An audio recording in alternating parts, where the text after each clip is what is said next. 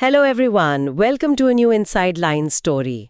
आज हम एक बहुत ही दिलचस्प सोच देख रहे हैं, एंड्रू कार्नेगी का मशहूर एस्से द गॉस्पेल ऑफ वेल्थ। ये उस जमाने में लिखा गया था जब इंडस्ट्रियल रेवोल्यूशन के बाद कुछ ही लोगों के पास बेशुमार दौलत जमा हो रही थी। तो कार्नेगी इसमें एक बड़ा सवाल उठाते हैं कि भाई इतनी सारी वेल्थ का आखिर करना क्या है, उनका मकसद क्या था ये सब शुरू करने का। बिल्कुल, कार्नेगी बेसिकली ये कह रहे थे कि उनके टाइम का, उनके युग का सबसे बड़ा चैलेंज, सबसे बड़ी चुनौती वेल्थ का सही एडमिनिस्ट्रेशन है। मतलब इस दौलत को ठीक से मैनेज कैसे किया जाए ताकि अमीर और गरीब के बीच एक हार्मोनियस रिलेशनशिप, एक तरह का भाईचारा बना रहे। अच्छा। वो पॉइंट आउट करते हैं कि पिछले कुछ 100 सालों में ह्यूमन लाइफ फंडामेंटली बदल गई है, पूरी तरह रेवोल्यूशनाइज हो गई है। पहले के जमाने में आप सोचिए, एक कबीले का सरदार और उसके जो साथी होते थे, उनके रहन सहन में, घर, कपड़े, खाना, इसमें बहुत ज्यादा फर्क नहीं होता था। उन्होंने एक एग्जाम्पल दिया सू चीफ का। उसका विगवाम यानी उसका जो टेंट था वो बाकी कबीले वालों जैसा ही था, कुछ खास अलग नहीं। हाँ, ये फर्क तो आज भी दिखता है, एक तरफ आलीशान महल और दूसरी तरफ एक छोटा सा घर। एग्जैक्टली। कार्नेगी कहते हैं आज एक मिलियनेयर के पैलेस और एक मजदूर की छोटी सी झोपड़ी के बीच का जो जबरदस्त कॉन्ट्रास्ट है, वो ही दिखाता है कि सिविलाइजेशन कितना बदल गया है। लेकिन इंटरेस्टिंग बात यह है कि कार्नेगी इस बदलाव को, इस इनइक्वालिटी को बुरा नहीं मानते थे। अच्छा, बुरा नहीं मानते थे? नहीं, बल्कि वो इसे प्रोग्रेस के लिए जरूरी, एसेंशियल समझते थे। उनका आर्ग्यूमेंट था कि ये बेहतर है कि समाज में कुछ ही घर ऐसे हों जहां लिटरेचर, आर्ट्स, रिफाइनमेंट यानी सिविलाइजेशन की सबसे ऊंची चीजें हों, बजाय इसके कि ऐसी जगह कहीं हो ही ना। ये ग्रेट इरेगुलरिटी यानी ये जो बड़ी असमानता है, वो यूनिवर्सल स्क्वालर मतलब सबकी बदहाली से फिर भी बेहतर है। उनका एक फेमस कोट है, without wealth there can be no Maecenas. Maecenas Rome में आर्ट्स के एक बड़े पेट्रन थे, मतलब दौलत के बिना आर्ट, कल्चर, नॉलेज को सपोर्ट नहीं मिल सकता। तो वो गुड ओल्ड टाइम्स वाली जो बात होती है उसे एकदम नकार रहे हैं। हाँ बिल्कुल, वो उस नोस्टाल्जिया में बिलीव नहीं करते। वो कहते हैं कि पुराने गुड ओल्ड टाइम्स में न मालिक की हालत अच्छी थी, न ही सर्वेंट की, दोनों ही स्ट्रगल करते थे। ये जो बदलाव आया है इसे हम रोक नहीं सकते, तो बेहतर है इसे एक्सेप्ट करें और इसका बेस्ट पॉसिबल यूज निकालें। इसकी सिर्फ निंदा करना, इसे क्रिटिसाइज करना, वो तो टाइम वेस्ट है। राइट। और ये बदलाव आया कैसे? वो मैन्युफैक्चरिंग का एग्जाम्पल देते हैं। पहले घरों में या छोटी वर्कशॉप्स में स्किल्ड लोग सामान बनाते थे। मालिक और उसके साथ काम करने वाले साथ रहते थे, काम करते थे, एक तरह की सोशल इक्वालिटी थी। लेकिन जो चीजें बनती थीं वो थोड़ी क्रूड, मतलब सिंपल होती थी और बहुत महंगी भी होती थी। राइट। आज मास प्रोडक्शन से, बड़ी फैक्ट्री से बेहतरीन क्वालिटी की चीजें इतने कम दाम पर अवेलेबल हैं जो पहले हम सोच भी नहीं सकते थे। आज एक एवरेज पर्सन वो चीजें अफोर्ड कर सकता है जो पहले सिर्फ राजा महाराजा या बहुत अमीर लोग ही इस्तेमाल कर पाते थे। जो कभी लग्जरीज थीं वो अब जरूरतें, नेसेसिटीज बन गई हैं। ओके, तो ये बदलाव समाज के लिए ओवरऑल अच्छा है, भले ही इससे इनक्वालिटी बढ़ी हो। लेकिन इस बदलाव का ड्राइवर क्या है? कार्नेगी इस बढ़ती इनइक्वालिटी का कारण किसे मान रहे थे? वो इसका सीधा कारण देते हैं कंपटीशन और साथ ही इंडिविजुअलिज्म पर जोर। लेकिन वो इन दोनों चीजों को डिफेंड करते हैं, उनका जस्टिफिकेशन देते हैं। ये इंटरेस्टिंग है। कंपटीशन को तो अक्सर एक नेगेटिव नजरिए से देखा जाता है, खासकर जब वो इनइक्वालिटी बढ़ाता है। कार्नेगी इसे कैसे जस्टिफाई करते हैं? देखिए, वो ये मानते थे कि इस बदलाव की, इस कंपटीशन की एक कीमत चुकानी पड़ती है। बड़ी फैक्ट्रीज और माइंस में हजारों लोग काम करते हैं, एम्प्लॉयर उनको पर्सनली जानता तक नहीं। समाज में एक तरह की रिजिड कास्ट्स बन जाती हैं, मालिक अलग, मजदूर अलग, आपसी अविश्वास पैदा होता है। कंपटीशन के प्रेशर में एम्प्लॉयर को कॉस्ट्स कम करनी पड़ती हैं, जिसमें अक्सर लेबर की वेजेस भी कम होती हैं, और इससे फ्रिक्शन मतलब तनाव बढ़ता है। समाज की जो पहले वाली होमोजेनिटी थी वो एक तरह से खत्म हो जाती है। हाँ, ये तो है। लेकिन कार्नेगी का स्ट्रॉन्ग बिलीफ था कि जो लॉ ऑफ कंपटीशन है, इसके फायदे इसकी कीमत से कहीं ज्यादा हैं। वो कहते हैं इसी लॉ की वजह से हमारा वंडरफुल मटेरियल डेवलपमेंट हुआ है, इतनी तरक्की हुई है। अब चाहे कानून हमें पसंद आए या ना आए, बिनाइन लगे या ना लगे, ये एक रियलिटी है, हम इसे अवॉइड नहीं कर सकते। और अभी तक इसका कोई बेहतर सब्स्टिट्यूट भी नहीं मिला है। भले ये लॉ इंडिविजुअल के लिए कभी कभी बहुत हार्ड हो सकता है, मुश्किल हो सकता है, लेकिन रेस के लिए यानी पूरी ह्यूमैनिटी के लिए ये बेस्ट है, क्योंकि ये हर फील्ड में survival of the fittest ensure करता है। जो सबसे केपेबल है वही आगे बढ़ता है। सर्वाइवल ऑफ द फिटेस्ट, ये तो डार्विन का कॉन्सेप्ट है। वो इसे इकोनॉमिक्स और सोसाइटी पर अप्लाई कर रहे हैं। बिल्कुल। इसीलिए वो कंक्लूड करते हैं कि हमें ये कंडीशंस एक्सेप्ट करनी होंगी। समाज में वेल्थ की बड़ी इनइक्वालिटी, बिजनेस का कुछ केपेबल हाथों में कॉन्सेंट्रेट होना और उनके बीच लगातार कंपटीशन, ये कंडीशंस ना सिर्फ बेनिफिशियल हैं बल्कि ह्यूमन रेस की फ्यूचर प्रोग्रेस के लिए एसेंशियल हैं, मतलब बहुत ज़रूरी हैं। और जब ऐसी कंडीशंस हैं तो उन लोगों के लिए जिनके पास स्पेशल एबिलिटी है, ऑर्गेनाइजेशनल स्किल्स हैं, मैनेजमेंट का टैलेंट है, जैसे कामयाब मर्चेंट्स या मैन्युफैक्चरर्स, उनके लिए बहुत स्कोप है। ये टैलेंट वो कहते हैं बहुत रेयर होता है, इसलिए जो लोग इसमें माहिर होते हैं उन्हें हमेशा इनॉर्मस रिवॉर्ड्स यानी बहुत बड़ा मुनाफा मिलता है। ऐसे लोग ही कैपिटल क्रिएट करते हैं। उनकी इनकम उनके खर्चों से नेचुरली ज़्यादा होगी और इस तरह वो वेल्थ अक्यूमुलेट करेंगे। ये एक नेचुरल लॉ जैसा है। ऐसे लोग रुक नहीं सकते, वो या तो आगे बढ़ेंगे या पीछे हटेंगे। और उनका आगे बढ़ना रेस के लिए उतना ही बेनिफिशियल है जितने नेचर के बाकी लॉज।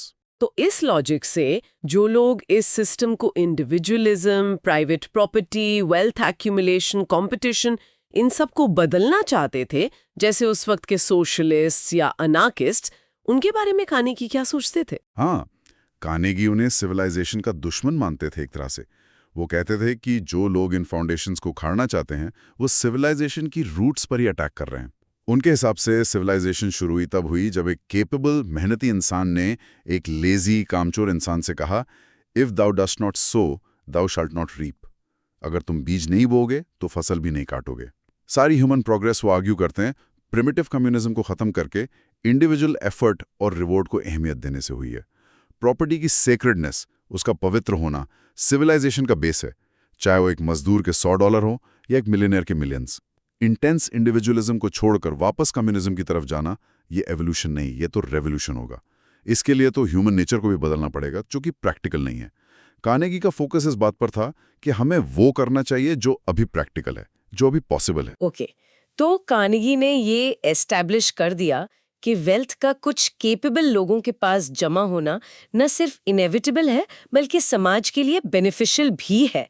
लेकिन फिर सवाल वहीं आता है, जिन लोगों के पास ये सरप्लस वेल्थ इकट्ठी हो गई है, उन्हें इसका करना क्या चाहिए या उनकी जिम्मेदारी कैसे बनती है? ये कार्नेगी के एस्से का बिल्कुल कोर है, एकदम दिल है। वो कहते हैं कि सरप्लस वेल्थ यानी वो पैसा जो आपकी अपनी रीजनेबल ज़रूरतें पूरी करने और फैमिली की एजुकेशन वगैरह के लिए ज़रूरी अमाउंट से ज़्यादा है, उसको डिस्पोज करने के यानी इस्तेमाल करने के सिर्फ 3 तरीके हो सकते हैं। 3 तरीके?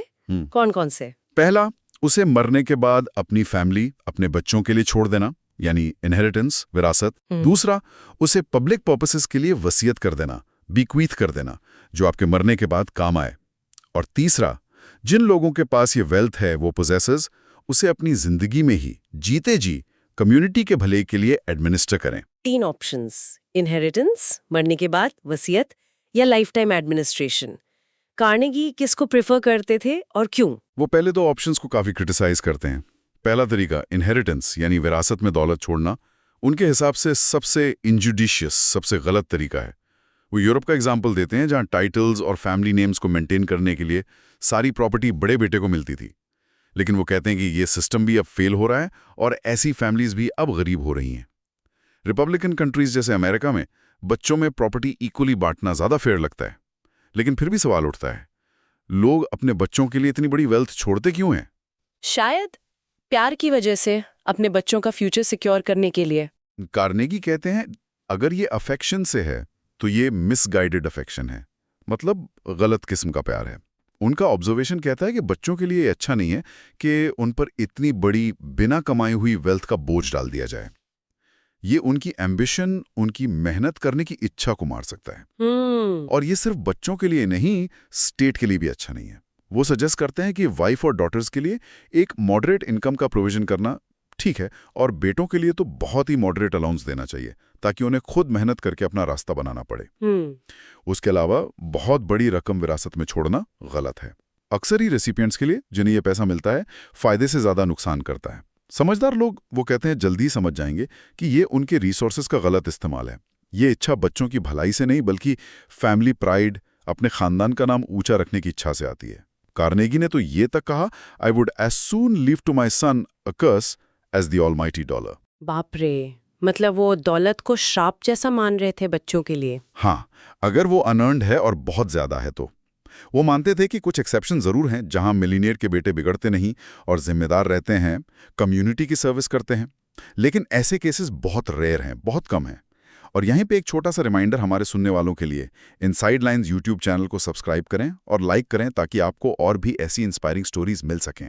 ओके, तो इनहेरिटेंस पर कार्नेगी का व्यू काफी स्ट्रांग है और उस समय के हिसाब से तो काफी रैडिकल भी लगता है। दूसरे ऑप्शन के बारे में क्या? मरने के बाद पब्लिक यूज के लिए दौलत छोड़ना, इसमें क्या प्रॉब्लम है? दूसरा तरीका है डेथ बेड बीक्वेस्ट्स, यानी मरने के बाद अपनी वेल्थ पब्लिक कॉजेस के लिए डेडिकेट करना। इसमें प्रॉब्लम यह है कि आदमी अपनी पूरी जिंदगी पैसा जमा करता रहता है और फिर मरते वक्त उसे पब्लिक के लिए छोड़ देता है, जब वो उसे खुद एंजॉय नहीं कर सकता। कार्नेगी कहते हैं कि इसके रिजल्ट्स हिस्टोरिकली बहुत इनकरेजिंग नहीं रहे हैं। कई बार जो वसीयत करने वाला है उसका असली मकसद पूरा नहीं हो पाता, उसकी इच्छाएं कोर्ट केसेस में फंस जाती हैं या गलत तरीके से इम्प्लीमेंट होती हैं। कई बार ये लेगेसी सिर्फ उनकी फॉली, उनकी बेवकूफ़ी के मॉन्यूमेंट्स बनकर रह जाती हैं। हमें ये याद रखना चाहिए, कार्नेगी वॉर्न करते हैं, कि वेल्थ को इस तरह वाइजली इस्तेमाल करना कि कम्युनिटी को सच में फ़ायदा हो, उसके लिए भी उतनी ही एबिलिटी और जजमेंट चाहिए जितनी उसे कमाने में लगी थी। और सबसे बड़ी बात, जो काम आप मजबूरी में कर रहे हैं क्योंकि आप पैसा अपने साथ तो ले जा नहीं सकते, उसके लिए कम्युनिटी को आपका थैंक यू कहने की कोई ज़रूरत नहीं। ऐसे गिफ्ट्स में जो मरने के बाद दिए जाते हैं, कोई ग्रेस, कोई शराफत नहीं होती। ये भी इंटरेस्टिंग पॉइंट है। तो वो कह रहे हैं कि अगर पब्लिक गुड करना ही है तो मरने का इंतजार क्यों करना? बिल्कुल। और इसी से जुड़ा एक और इम्पॉर्टेंट पॉइंट वो उठाते हैं डेथ ड्यूटीज, यानी इनहेरिटेंस टैक्स पर। वो नोट करते हैं कि उनके टाइम में एक ट्रेंड बढ़ रहा था कि मरने के बाद छोड़ी गई बड़ी एस्टेट्स पर स्टेट्स ज़्यादा टैक्स लगाए। वो इसे salutary change in public opinion का चीयरिंग इंडिकेशन मानते हैं, यानी पब्लिक ओपिनियन में एक अच्छा बदलाव आ रहा है। वो पेंसिल्वेनिया स्टेट का एग्जाम्पल देते हैं, ब्रिटिश बजट का जिक्र करते हैं जहां ग्रेजुएटेड डेथ ड्यूटीज प्रपोज की गई थी, मतलब जितनी बड़ी एस्टेट उतना ज्यादा परसेंटेज टैक्स। अच्छा। कार्नेगी कहते हैं कि ये टैक्सेशन का सबसे वाइजेस्ट फॉर्म है। जो लोग जिंदगी भर सिर्फ पैसा होर्ड करते रहते हैं, जमा करते रहते हैं, उन्हें स्टेट को उसका एक बड़ा हिस्सा देना ही चाहिए। उनके लिए हैवी डेथ टैक्स स्टेट का एक तरह से कंडेमनेशन है, निंदा है उस सेल्फिश मिलियनेयर की अनवर्दी लाइफ की। वो चाहते थे कि नेशंस इस डायरेक्शन में और आगे बढ़ें, टैक्स को और ग्रेजुएट करें और मिलियनेयर की मौत पर उसकी जमा की हुई वेल्थ का एक सिग्निफिकेंट पोर्शन स्टेट को मिले। इससे वो उम्मीद करते थे अमीर लोगों को इंसेंटिव मिलेगा कि वो अपनी लाइफ में ही जीते जी अपनी वेल्थ को वाइजली एडमिनिस्टर करें, जो कि सोसाइटी के लिए सबसे फ्रूटफुल, सबसे फायदेमंद है। तो ये एकदम क्लियर है कि कार्नेगी तीसरे ऑप्शन को ही बेस्ट मानते थे, अपनी जिंदगी में ही सरप्लस वेल्थ को एडमिनिस्टर करना।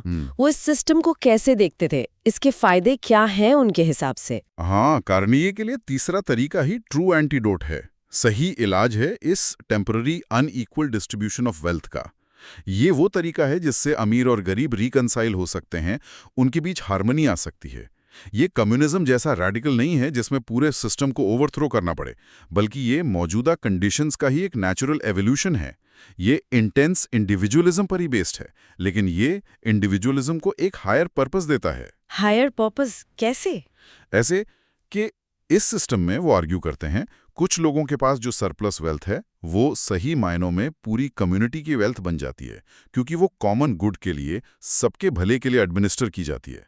और ये वेल्थ जब कुछ कैपेबल हाथों से मैनेज होती है तो ह्यूमैनिटी के प्रोग्रेस के लिए, रेस की एलिवेशन के लिए एक ज्यादा पोटेंट फोर्स, एक ज्यादा ताकतवर जरिया बन सकती है, बजाय इसके कि उसे छोटे छोटे हिस्सों में लोगों में बांट दिया जाए। क्या वो इसका कोई एग्जाम्पल देते हैं कि सेंट्रलाइज्ड एडमिनिस्ट्रेशन छोटे अमाउंट्स में बांटने से बेहतर कैसे? हाँ, वो पीटर कूपर का एग्जाम्पल देते हैं, जिन्होंने न्यूयॉर्क में कूपर इंस्टीट्यूट बनाया था, जो वर्किंग क्लासेस के लिए एजुकेशन और सेल्फ इंप्रूवमेंट का एक बड़ा सेंटर बना। कार्नेगी पूछते हैं, सोचो अगर मिस्टर कूपर ने उतना ही पैसा सीधे वेजेस के फॉर्म में लोगों में बांट दिया होता, जो कि डिस्ट्रीब्यूशन का सबसे अच्छा तरीका माना जाता है क्योंकि वो चैरिटी नहीं, अर्नड इनकम है, तो क्या उससे ह्यूमैनिटी को उतना लास्टिंग, उतना परमानेंट बेनिफिट मिलता जितना कूपर इंस्टीट्यूट से जनरेशन आफ्टर जनरेशन मिल रहा है? शायद नहीं। तो फिर एक अमीर आदमी की ड्यूटी क्या बनती है कार्नेगी के हिसाब से?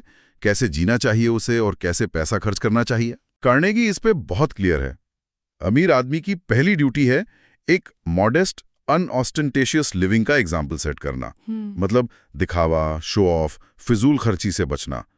दूसरा, अपने डिपेंडेंट्स, फैमिली वगैरह की लेजिटिमेट वांट्स यानी जायज ज़रूरतों के लिए मॉडरेटली प्रोवाइड करना।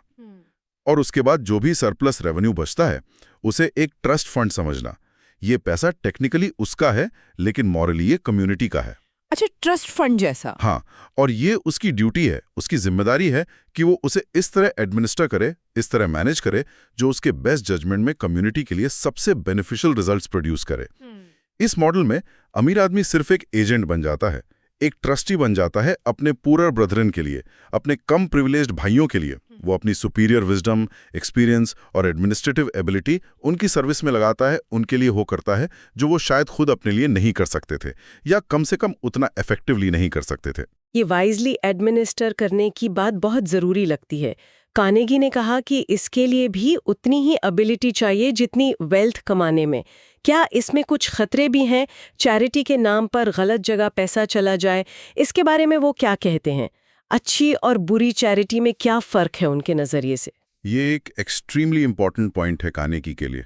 वो इनडिस्क्रिमिनेट चैरिटी यानी बिना सोचे समझे, बिना जांचे परखे किए गए दान के सख्त खिलाफ हैं। वो इसे रेस के इम्प्रूवमेंट में एक सीरियस ऑब्स्टेकल, एक बड़ी रुकावट मानते हैं। वो इतना स्ट्रांगली फील करते हैं कि वो कहते हैं बेहतर होगा कि अमीरों के मिलियंस समुद्र में फेंक दिए जाएं, बजाय इसके कि वो ऐसे खर्च हों कि स्लॉथफुल, सुस्त, ड्रंकन, शराबी या अनवर्दी नालायक लोगों को एनकरेज करें और उन्हें उनकी बुरी आदतों में सपोर्ट करें। ओह, ये तो बहुत हार्श लग रहा है। हाँ, है। उनका अनुमान था अपने एक्सपीरियंस के आधार पर कि हर $1000 जो तथाकथित चैरिटी में खर्च होता है उसमें से $950 अनवाइजली स्पेंड होता है। यानी ऐसे खर्च होता है कि वो उन्हीं बुराइयों को बढ़ाता है जिन्हें वो कम करना चाहता था। वो एक फिलोसोफर का एग्जाम्पल देते हैं जिसने एक अनजान बेगर को कुछ पैसे दिए, ये जानते हुए भी कि वो शायद उन पैसों का गलत इस्तेमाल करेगा।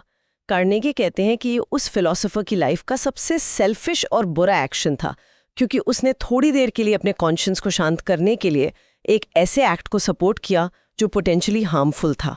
वाह, ये तो चैरिटी के हमारे आम ख्याल के बिल्कुल उलट है। तो फिर सही तरीका क्या है मदद करने का, अगर सीधे पैसे देना ठीक नहीं तो? कार्नेगी का प्रिंसिपल सिंपल है, उनकी मदद करो जो अपनी मदद खुद करेंगे। Help those who will help themselves. Charity का एम होना चाहिए लोगों को मीन्स प्रोवाइड करना, साधन देना जिससे वो खुद को इम्प्रूव कर सकें, उन्हें एड्स देना, सपोर्ट देना जिससे वो ऊपर उठ सकें, असिस्ट करना, लेकिन रेयरली या कभी भी पूरा काम उनके लिए नहीं करना, क्योंकि ना इंडिविजुअल ना ही रेस सिर्फ आर्म्स गिविंग यानी भिक्षा देने से इंप्रूव होती है। उनका मानना था कि जो लोग सच में असिस्टेंस के वर्दी हैं, जो खुद मेहनत करना चाहते हैं, उन्हें लेयर केसेस में ही डायरेक्ट फाइनेंशियल हेल्प की जरूरत पड़ती है। रेस के रियली वैल्यूएबल मेंबर्स जो सोसाइटी में कंट्रीब्यूट करते हैं, वो कभी भीख नहीं मांगते सिवाय किसी एक्सीडेंट या सडन कैलामिटी के। हाँ, वो मानते हैं कि हर किसी के पास ऐसे इंडिविजुअल केसेस आते हैं जहां टेम्परेरी असिस्टेंस जेन्युइन गुड कर सकती है, किसी को बुरे वक्त से निकालने में मदद कर सकती है।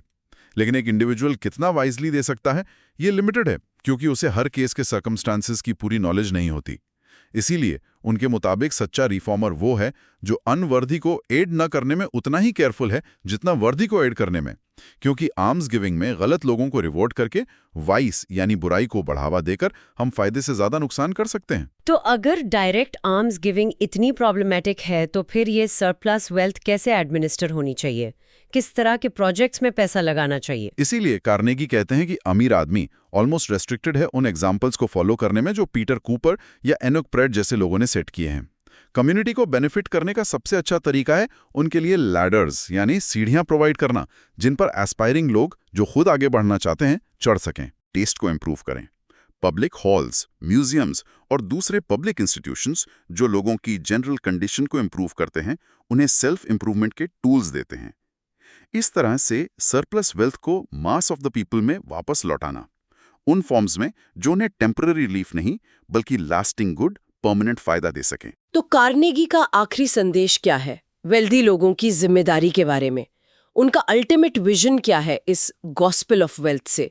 वो समाज को कैसा बनता हुआ देखना चाहते थे? कार्नेगी का कोर मैसेज, उनका गॉस्पेल यही है कि अमीर लोग अपने वेल्थ के सिर्फ ट्रस्टीज हैं, सिर्फ रखवाले हैं कम्युनिटी के लिए। उनका विजन एक ऐसी सोसाइटी का है जहां इंडिविजुअलिज्म तो रहेगा लोग अपनी एबिलिटी से वेल्थ क्रिएट करेंगे, लेकिन वो वेल्थ अल्टीमेटली कम्युनिटी की भलाई के लिए इस्तेमाल होगी through the voluntary actions of the wealthy themselves. ये उनके हिसाब से ह्यूमैनिटी के डेवलपमेंट का अगला लॉजिकल स्टेज है। इससे रिच और पुअर की जो प्रॉब्लम है, जो कॉन्फ्लिक्ट है, वो सॉल्व होगी और धरती पर शांति और सद्भावना, peace on earth among men goodwill आएगी। और उनका सबसे पावरफुल, सबसे मेमोरेबल स्टेटमेंट आखिर में आता है, एक तरह की वार्निंग भी है। वो आदमी जो मरते वक्त अपने पीछे कई मिलियंस की अवेलेबल वेल्थ छोड़ जाता है, जिससे वो अपनी जिंदगी में एडमिनिस्टर कर सकता था, कम्युनिटी के लिए यूज कर सकता था, वो अनवेप्ड, अनऑनर्ड एंड अनसंग, बिना किसी के आंसू बहाए, बिना किसी सम्मान के, बिना किसी गुणगान के इस दुनिया से चला जाएगा। चाहे वो मरने के बाद उस ड्रॉस, उस कचरे को, जैसा वो उसे कहते हैं, क्योंकि वो उसे साथ नहीं ले जा सकता, किसी भी यूज के लिए छोड़ दे। ऐसे लोगों के लिए पब्लिक का वर्डिक्ट आने वाले समय में ये होगा, the man who dies thus rich dies disgraced. The man who dies thus rich dies disgraced. यानी जो आदमी इस तरह अमीर मरता है, वो बेइज्जती की मौत मरता है। कार्नेगी के ओपिनियन में यही दौलत के बारे में ट्रू गॉस्पेल, सच्चा संदेश है। जो आदमी इस तरह अमीर मरता है, वो बेइज्जती की मौत मरता है। ये वाकई एक बहुत स्ट्रॉन्ग कंक्लूडिंग थॉट है। कार्नेगी ने तो 19th सेंचुरी में अपना गॉस्पेल दे दिया था, लेकिन एक सवाल मन में आता है, क्या आज के इस ग्लोबलाइज्ड कॉम्प्लेक्स वर्ल्ड के बिलियनर्स इस फिलॉसफी को सच में अपना सकते हैं या अपनाते भी हैं? या फिर दुनिया इतनी बदल गई है कि कार्नेगी के ये आइडियाज अब शायद सिर्फ हिस्टोरिकल इंपॉर्टेंस के रह गए हैं? ये सोचने वाली बात है। So we'll meet again in the next episode with another inspiring story. Until then, thank you from the Inside Lines YouTube channel, and if this video reaches 5,000 likes, I'll create the second part. Thank you.